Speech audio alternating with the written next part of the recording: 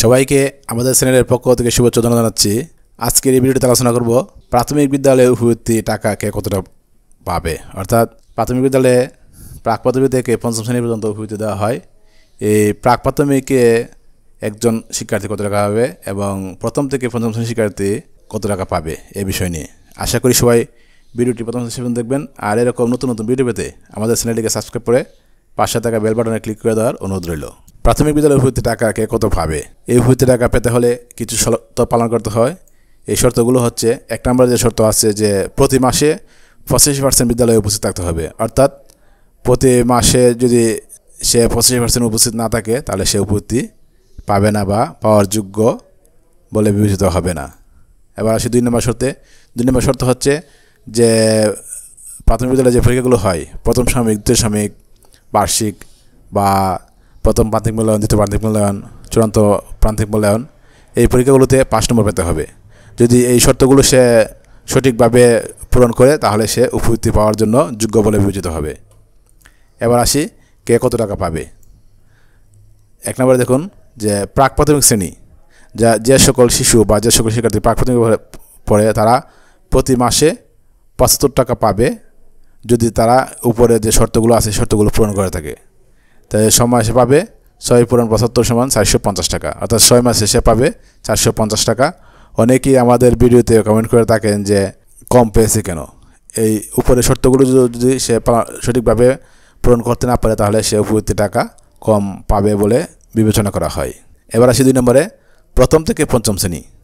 প্রথম থেকে পঞ্চম শ্রেণীতে তারা পড়ে তারা প্রতি মাসে 150 টাকা হারে পাবে উপবৃত্তি।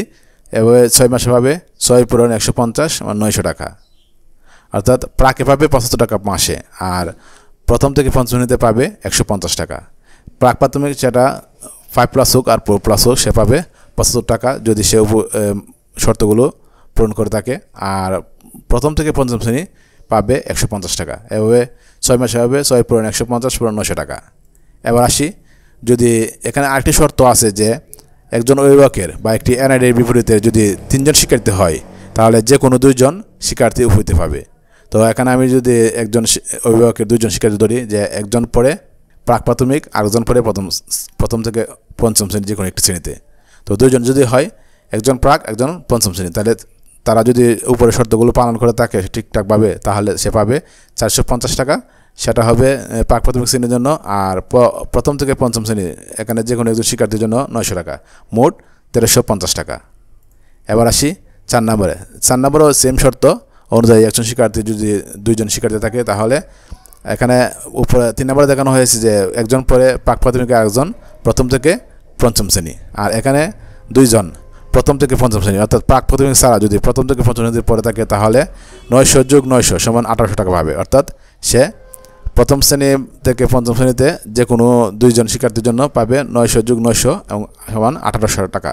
এবং এর উপরে যে শর্তগুলো আছে যে প্রতি মাসে বিদ্যালয়ে উপস্থিতি 85%, সাময়িক পরীক্ষাতে 1st নম্বর পেতে হবে, এগুলো যদি ঠিক থাকে 1800 টাকা পাবে। আশা করি সবাই ভিডিওটি থেকে বিষয়গুলো বুঝতে পেরেছেন। অর্থাৎ প্রাথমিক বিদ্যালয়ের উপবৃত্তি টাকা কে কত টাকা পাবেন এই বিষয়গুলো বুঝতে পেরেছেন। আর আরও যদি জানতে চান তাহলে আমাদের কমেন্ট বক্সে কমেন্ট করে জানাতে পারেন। ধন্যবাদ সবাইকে।